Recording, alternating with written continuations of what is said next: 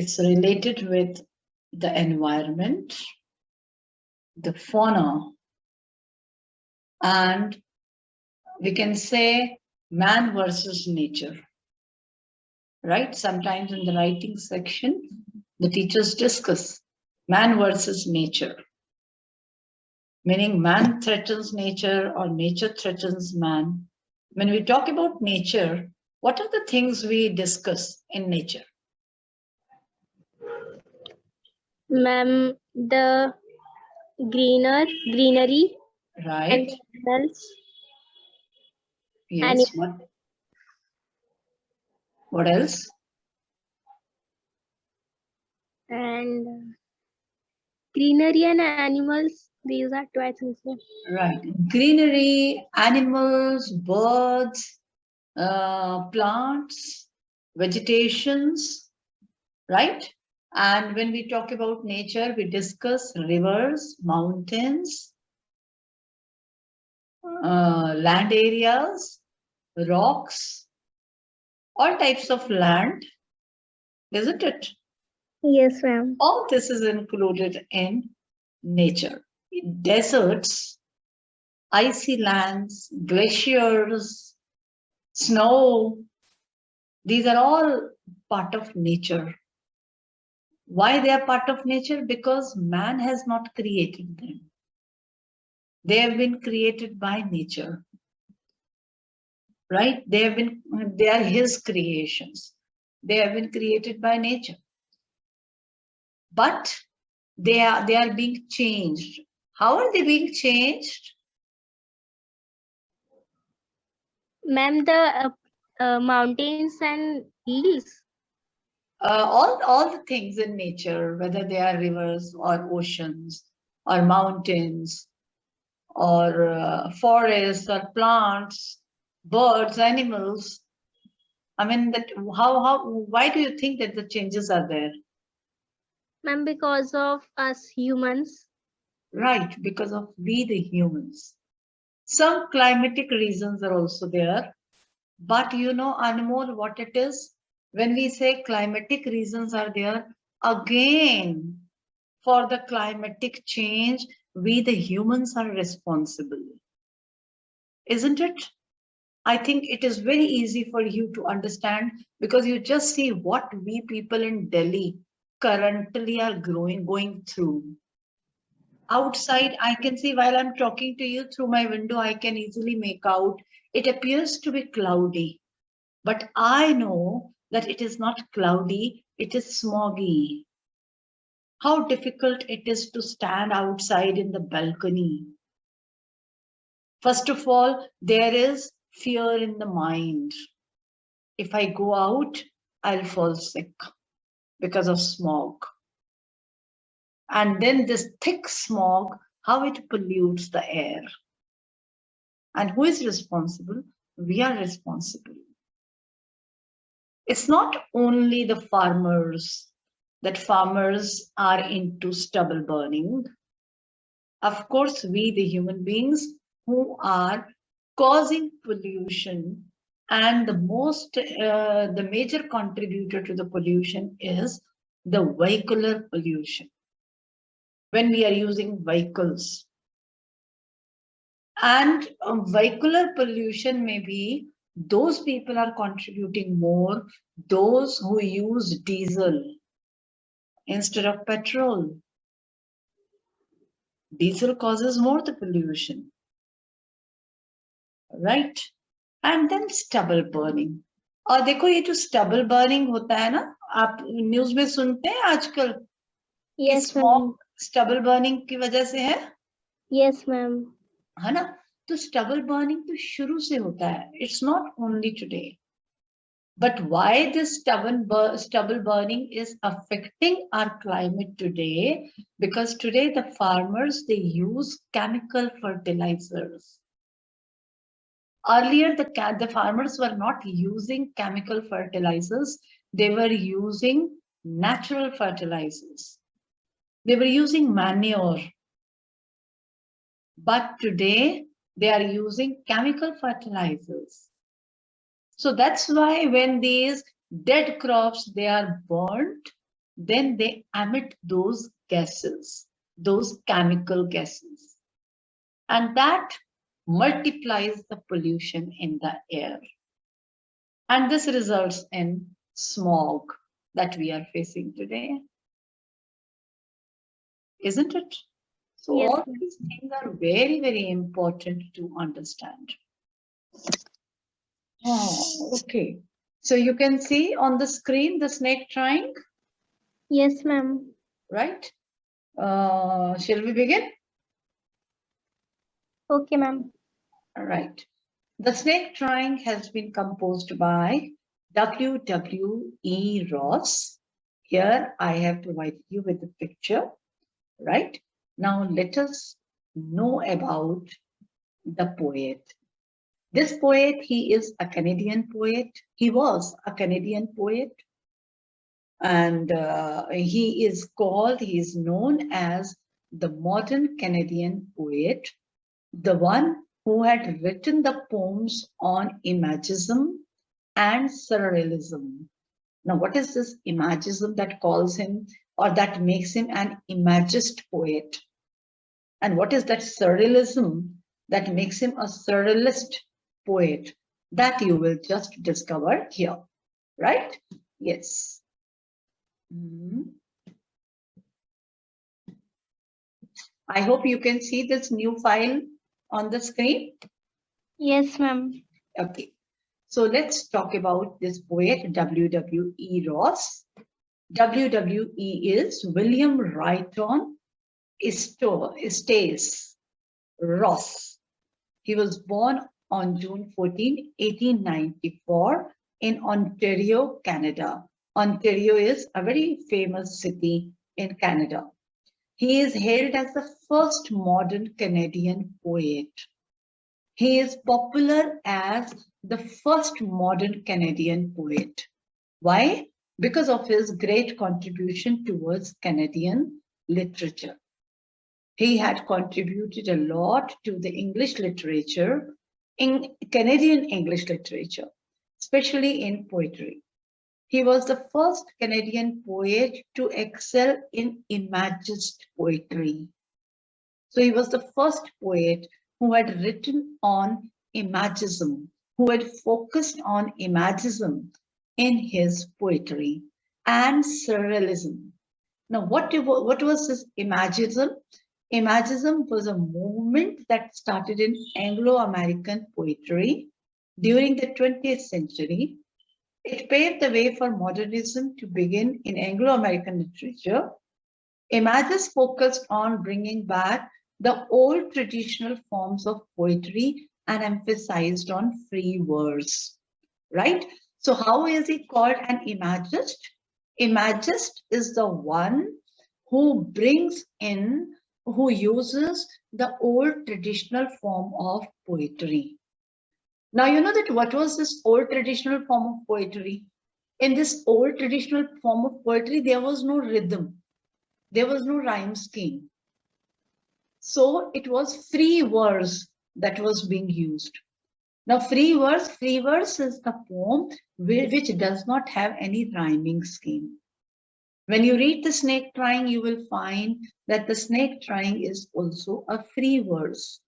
आजकल आजकल भी मैं देखती हूँ कि जो modern poets हैं, they have also started writing a little bit of free verse. Yet some people think, I have some students, many of my students, who are writing poetry. So sometimes they will write and they'll come to me with the problem. What is the problem? They would say, "Ma'am, we are not getting the rhyming words." And I would tell them, let it be without rhyme also. But these children, the young poets, they want to have that rhyming scheme in the poems. So this is the modern trend. But sometimes when you are unable to, then you can write in the free verse also. So when I told this to the children, you know what happened? One or two students of mine, they started writing poetry in free verse. Hindi में तो free verse बहुत लिखा जाता है, मैंने कितनी बार देखा, right? So imagist meaning when you are writing poetry in the traditional form in free verse, right? Free verses a poem meant that it did not follow a particular rhyme, rhythm or meter. Meter meaning कोई technicalities नहीं होती हैं उस poetry में, right? It followed the normal day speech. It is because there is no rhyming scheme, there are no punctuation marks, so you will just read that poetry like a paragraph or like a speech only. Imagism focused on showing concrete images through poems, giving clarity of expression and simplicity. What other are the features of Imagism? In an Imagist poetry, you will find concrete images, such images used which you will visualize in your mind when you are reading. एक flash की तरह आपकी आंखों के सामने आएंगे वो. And in this way, you get clarity of expressions. Surrealism, on the other hand, focused on bringing the beauty and magic that is present in the simplest and non-traditional objects. So surrealism is when your poetry is simple, but it is non-traditional. It is not using traditional form. So Canadian poet W.W.E. Ross, he has written the poetry in traditional as well as non-traditional way. He was the first to publish both surrealist verse and imagist poetry in Canada. I hope it is clear to you. Yes, ma'am. Ma'am, but in these poems, the poetic devices are also used or not? Where? In this, Ma'am, the snake drawing. ma'am, the snake drawing or the imaginist poem? The snake drawing is an imagist poetry. I tell you, Anmol, this imagism and surrealism is not otherwise much talked about in English literature. Maybe in the context of Canadian literature, they focus on this. So that's why it has been discussed. Is that clear? Yes, ma'am. Because he was known as an imagist, so we are discussing. If he had not been known as imagist, perhaps we would not have discussed this idea. So it is not necessary to identify every poetry, whether it is an imagist or it is surrealist, right? Yes. Okay. Apart from being a poet, he was a renowned geophysicist. The man had a science background. He was a geophysicist. Now, geophysicist meaning he had studied nature. He had studied nature science, which focuses on studying the physical properties of Earth and its surrounding space environment. Yes, this educational background is reflected in his poem, The Snake Drawing. The Snake Drawing can be written by a man who is environmentally conscious, the man who is aware of environment, the man who is aware of the species, the animals and the birds. And this is very clear here that he was a geophysicist who had the knowledge of space, environment, physical properties of Earth.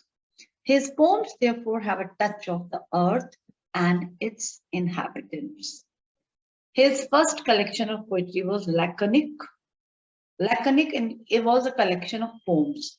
The poems like The Fish, The Diver, The Snake Drawing. Now you see that in this collection, The Fish, The Diver, The Snake Drawing, what are all these? They are all the characters taken from the nature, right? So that clearly showcases, that clearly suggests that the poet was an environmentalist also, right? And must definitely be an animal lover and nature lover as well, right? Yes, ma'am. Okay, now let's go to the poem. Yes, here it is. The Snake Drawing. Most of us think of snakes as fearsome symbols of death. But the snake in this poem is itself a victim. When we say most of us think of snakes as fearsome symbols of death. Have you ever seen a snake? Yes, ma'am. Where? With the snake charmer or otherwise? Ma'am, snake charmer also and solo snake also. Okay. What was your experience when you saw the snake yourself, not with the snake charmer? Ma'am, I was feared. I was afraid Okay. of it. You were alone? No. You were not alone. Okay. So how did you react immediately the moment you saw the snake? Uh, You were feared. You said you were feared, right? How did you express it? Ma'am, by shouting. By shouting, by screaming, crying, isn't it? Creating a lot of noise, drawing everyone's attention. There is a snake, snake. Is Yes, this how ma'am. you cried? Yes, ma'am. Stop, stop, stop, right? Okay, fine. Yes. So why were you feared when you saw the snake? What idea, what thought you had in your mind instantly after spotting a snake? Ma'am, because snake is so dangerous Yes. and Who bite. told you snake is dangerous? Ma'am, my elders. Your elders have told you. Right, absolutely right. So you understand, you will understand very clearly what the poet has tried to convey here. The first line, most of us think of snakes as fearsome symbols of death. Your example is perfectly relevant to what has been stated here, Anmol.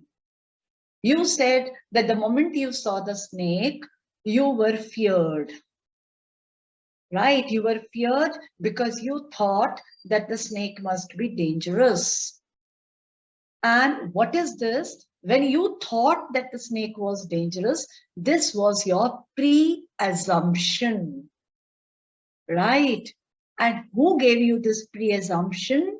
The people around you. Got it? The people around you, they gave you this assumption, they gave you this education. You learned from them that, hey, the snakes are always dangerous, right? So you had that picture of snakes in your mind that these creatures are always dangerous. My God, I have to keep myself away from these creatures. Isn't it? Yes, ma'am. Is there anything else you have learned about snakes from your elders? Ma'am, the green snakes are not dangerous. Okay, The water snakes. all right. In general, No, ma'am. they must have told you that they are poisonous, Yes. right? They are poisonous and their bite is fatal, meaning if the snake bite is fatal, if the snake bites you, meaning a person is dead, right? These are the things we have learned from the generations, from the people around, which make us afraid of these creatures, right? And when we spot them, when we spot these creatures, what do? We scream, right? And if we are unable to scream, what will we do? Not only screaming, what else would we try to do? Ma'am, beating them. Right, we would beat them, we would kill them. We would try to kill them. Whether the snake is harmful to me or not, whether the snake is biting me or not, whether the snake is approaching me or not, I do not know, but I have a pre-notion in my mind that, hey, the snake is dangerous. It can bite. It is poisonous. So it should not be allowed to go free. It has to be killed. Isn't it? It has to be killed. This is what the people in the villages they do. Anyway, many of the snakes in the villages we find in the fields and the farms, they are really dangerous, right? And these people, they are very skillful at this, killing the snakes. What they do, they hit at the head of the snake. Within no time, the snake is dead. They'll just pull it up from its tail and throw it away. This is what they do. Yes, ma'am. Because almost every day they come across, right? But the poet is trying to say that we think we have a pre-assumption that the snakes are fearsome symbols of death. Why they are fearful symbols of death? Meaning we think that the snake bite is fatal, meaning snake bite meaning death of a person. The snake can be dangerous to us. Snake is poisonous, so it can kill any human being.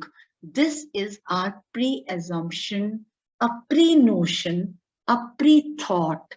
ये हम पहले से ही मानकर चलते हैं. Pre-notion या प्री-assumption होता है जब हम कोई चीज, कोई बात पहले से ही मानकर चलते हैं. हमें नॉलेज नहीं है, हमने कोई एक्सपीरियंस नहीं किया है. But we have just thought. Why? Because I heard you saying it. I heard him saying, I heard my neighbor saying this. I heard my uncle saying this. My grandmother told me, my grandfather told me. So that's how we picked up from the people, right? But the snake in this poem is itself a victim. When we scream, when we have this notion that the snake is poisonous, then we think as if we are the victims, right? But the poet in this poem, he is trying to highlight the fact that the snake is a victim, not the humans, right? Through this poem, these are a few points I have enlisted here. I would like to share with you that these very things the poet is trying to, yes, here, the poet is trying to highlight this. The poet is trying to convey to the young readers through this poem what the man's cruelty towards animals. आपने कभी देखा है when a lizard enters the room? Yes, ma'am. Are you scared of lizards? Yes, ma'am. क्या करते हो when the lizard enters your room? Ma'am, I was afraid, then I kill or beat him. You try to shoo it away, isn't it? Yes, ma'am. You see that whether the lizard is coming to us or not, whether it is going to affect us or not, yet it's very scary. The sight of lizard in a corner of the room is very scary, isn't it? It will make you anxious, it will make you tense. और फिर हम क्या करते हैं? We will just open all the windows and we will try to shoo it. और नहीं अगर बाहर निकलेगी तो of course at times we would kill it with a stick. Isn't it? So what is it actually? This is our fear. But because of our fear, the poor creature, that becomes the victim. So when we do it to the lizard animal, who is cruel? We are cruel or the animal is cruel? Ma'am, we are. We are cruel, right? So this is man's cruelty towards animals.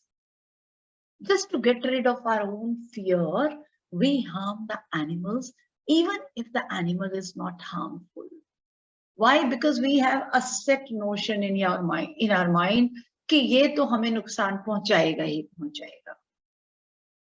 एक lizard आ गई, वो मेरे पास ही आएगी अभी थोड़ी देर में. ये हम मान के चलते हैं कि अभी वो मेरे पास ही आएगी. Isn't it? Yes, ma'am. Humans endanger the animals. The poet has tried to convey it's not always that animals endanger. Humans also endanger the animals.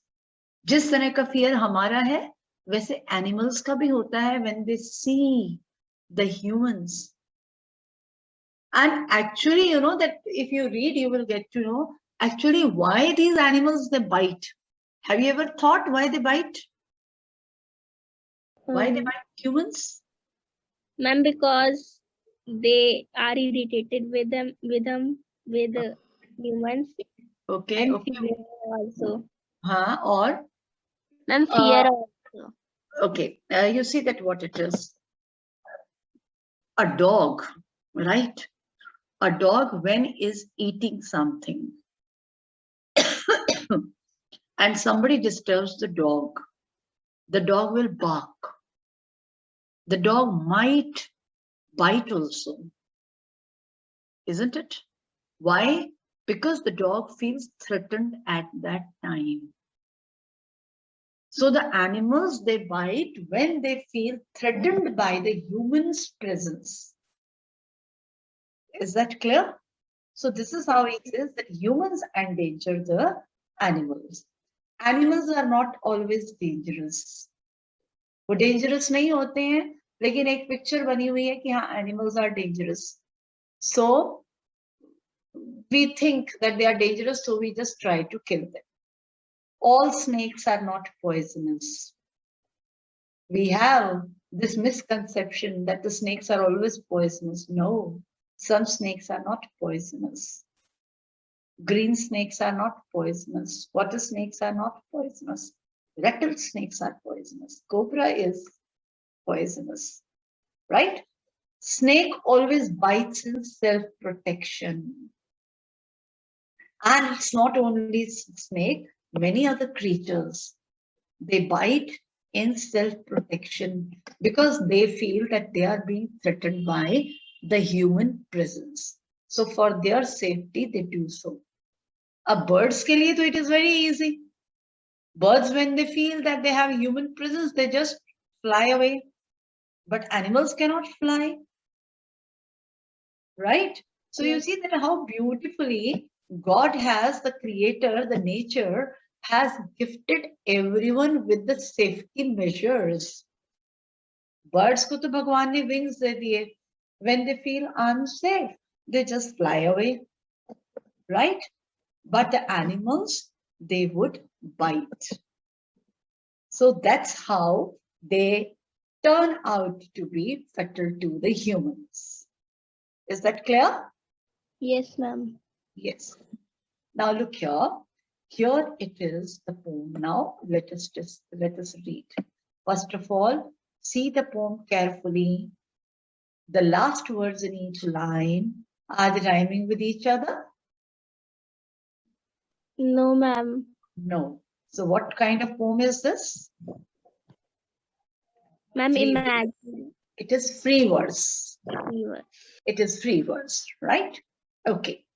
The snake trying to escape the pursuing stick with sudden carvings of thin, long body. How beautiful and graceful are his shapes.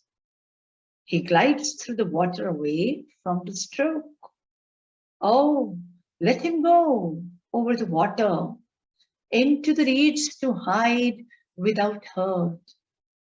Small and green, he is harmless, even to children. Along the sand, he lay until observed and chased away.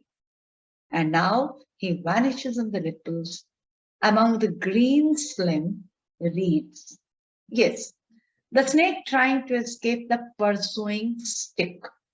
Pursuing meaning to follow. Pursuing meaning chasing. Now who chases? Who chases the snake? Ma'am, humans. Humans. The humans chase the snake. But here what it seems? To escape the pursuing stick. What it seems that what is pursuing the snake? Stick.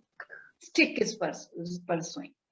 But this is actually human who is holding the stick to scare the snake or to chase the snake.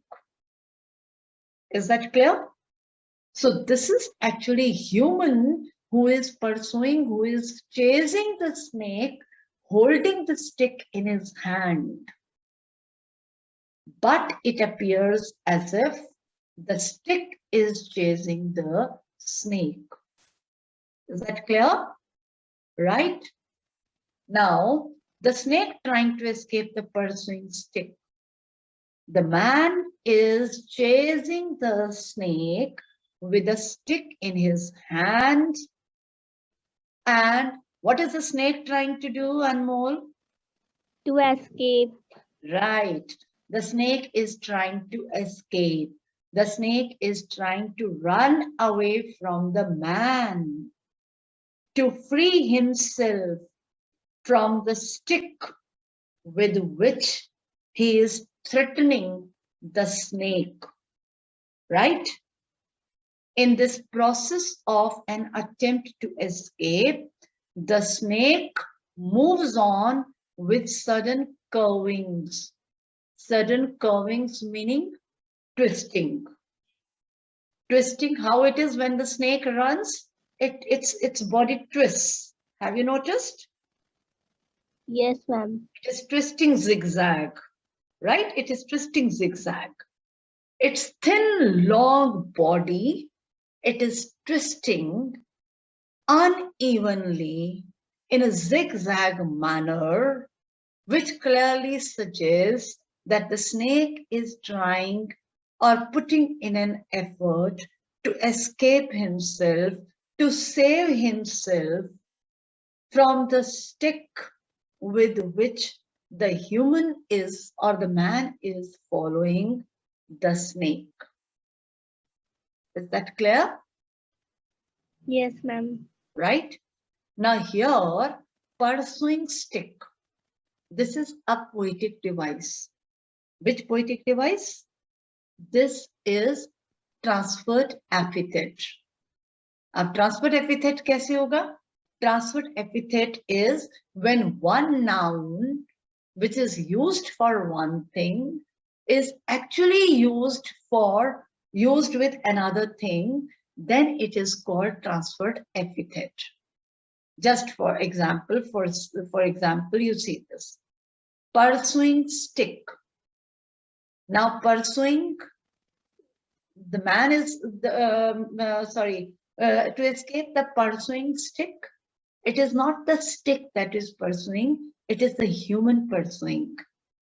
But in place of man, in place of human, stick has been used. Pursuing stick has been used. So that's how it is transferred epithet. I hope it is clear. Yes, ma'am. Okay. How beautiful and graceful are his shapes. The poet, he exclaims with wonder. He exclaims with joy. He says, when the snake wriggles, when the snake crawls, when the snake twists its body, how beautiful and how fascinating its shape looks. It becomes so graceful, it becomes so fascinating and so beautiful. What does it mean? The poet is trying to convey to the man that you just think of your assumption that the snake is dangerous, but you don't see the beauty of this creature, how beautiful this creature is, whom you want to kill just to get out of your fear. Right? So the poet means to say that the creature is not dangerous. And that creature is so beautiful, so fascinating, so attractive. He glides through the water away from the stroke. He glides, it flies, glides, it jumps. The snake jumps through the water. He moves through the water away from the stroke. Why does he jump through the water? To escape from the place. To escape from the stroke of the stick. Right? He jumps, he moves through the water in order to save himself from the stroke of the man's stick who is following him. Do remember, the stick is not following him, the man is following him. Is that clear? Yes, ma'am. Oh, let him go over the water into the reeds to hide without hurt. Oh, let him go. What is it? The poet here pleads the man. He requests the man to let the snake go, to allow the snake to go over the water into the reeds. Now, what are the reeds? Reeds are the short, small stems or the grassy plants which grow in water. This is the picture I have brought for you. Do you often find this? Where there is water, right? जहाँ water pond होता है, rivers होती हैं, उनके आसपास ये vegetation भी होता है, right? Yes, ma'am. These reeds are marshy plants. They are called marshy plants because these are wetlands. In the wetlands, these small grasses grow, right? So now what it is, the snake is trying to escape itself from the stroke of the man's stick, and the snake is moving through the water into these marshy plants to hide itself. And the poet cautions the man. The poet requests the man not to chase him, not to follow him, but to allow him to go into the marshy plants to hide himself without being hurt, or without being injured by the man. I hope it is clear. Yes, ma'am. Small and green, he is harmless even to children. Again, he tells the man, he is adding to the knowledge of the humans that you should know the small and green snakes, they are harmless. They are not harmful even to the children.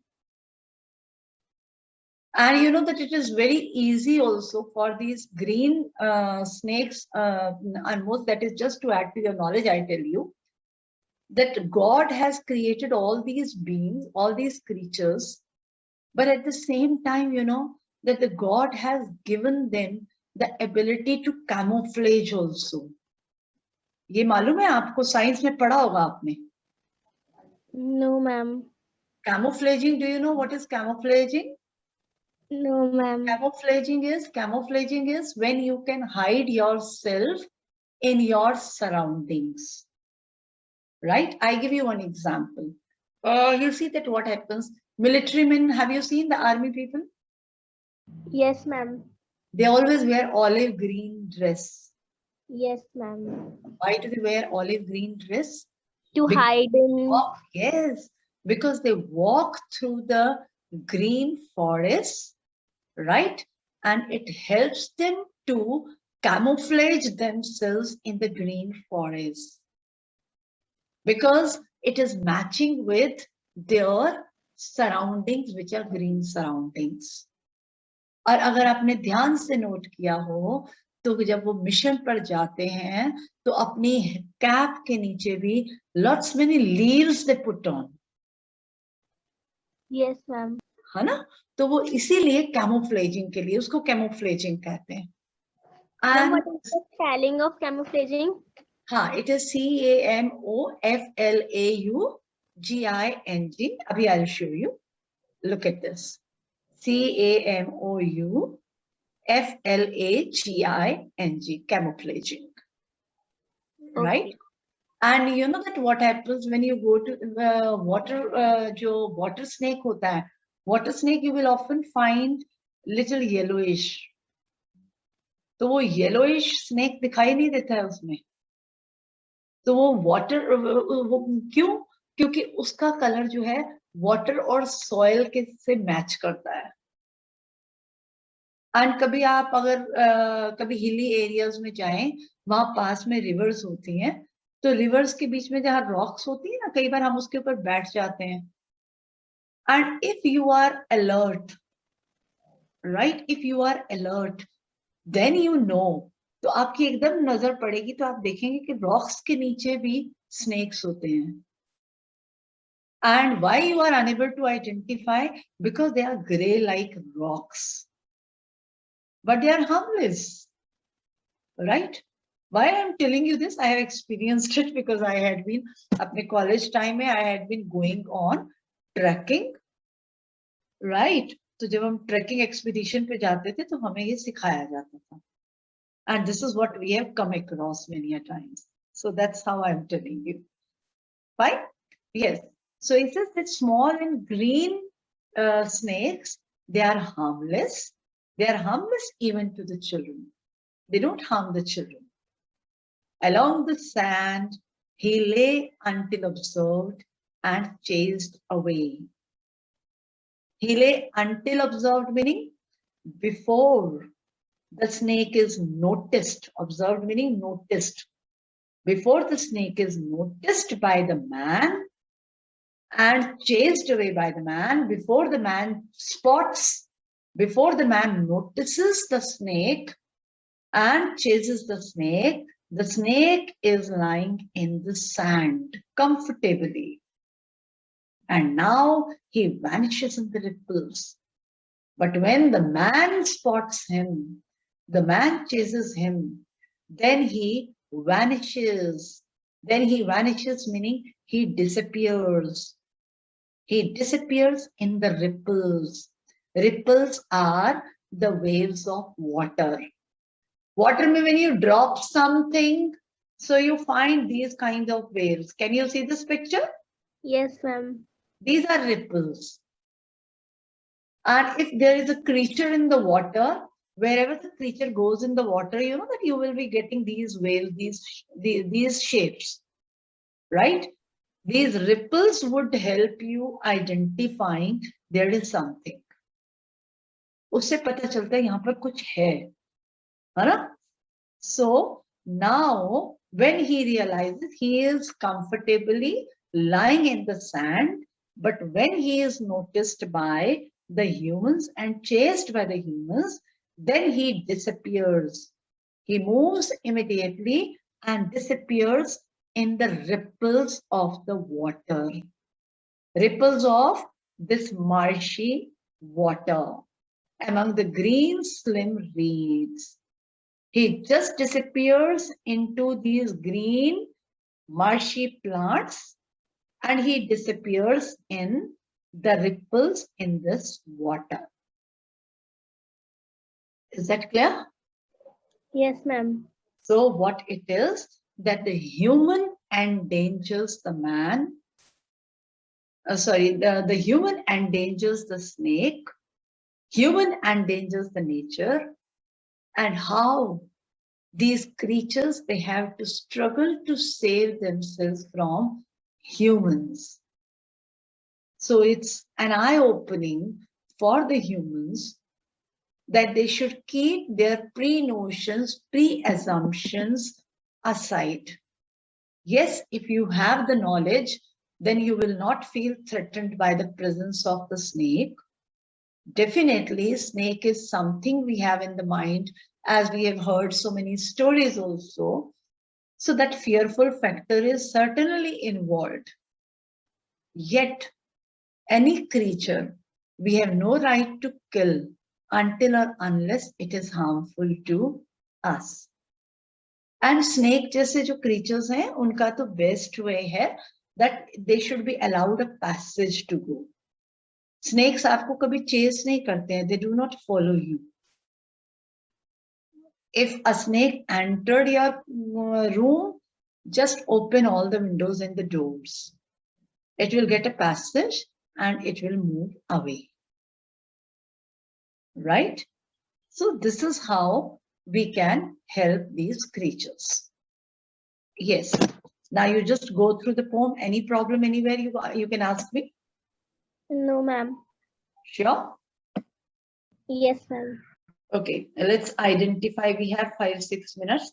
Let's identify the poetic devices. One is the transfer of epithet, right? Any other?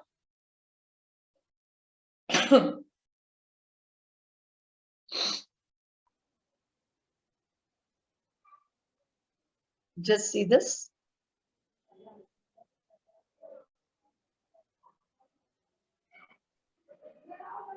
Ma'am, wait. Yes.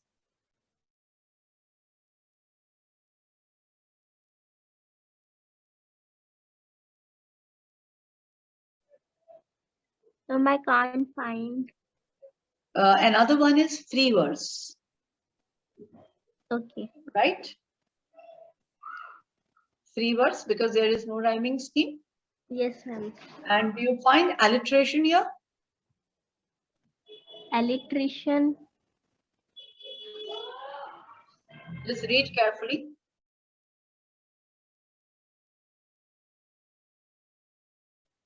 Ma'am, in he glides through the. He glides to the water away. No, no.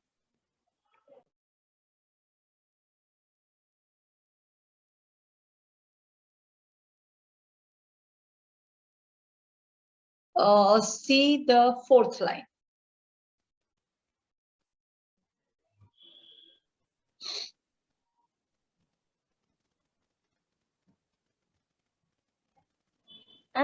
Body and beautiful. Right. Long body. How beautiful. Burr sound is there, right? So body beautiful. That is alliteration. Only these very poetic devices are there. Now tomorrow we'll take up the question answers, right? Along with some extra things. And yes, there is one, I had got some video also for you, which I'll show you tomorrow. Yes, tomorrow I'll show you. Right? Okay, ma'am. Yes, still if any problem, you can always ask me tomorrow. Right? Okay, ma'am. Okay, you can leave now. All right. Good evening. Take care.